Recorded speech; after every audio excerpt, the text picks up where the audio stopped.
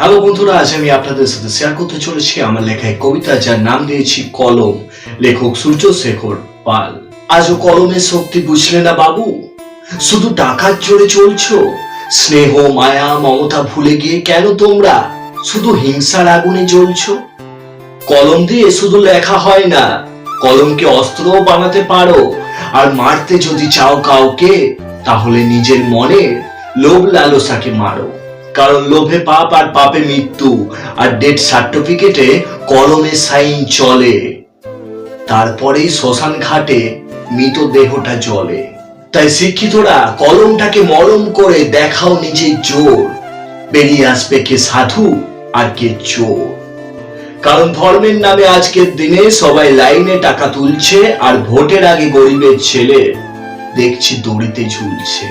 তাই পাল্টাতে হবে কলম দিয়ে আজকের রাজনীতি। নোংরা এই পলিটিক্সটার করতে হবে ইতি।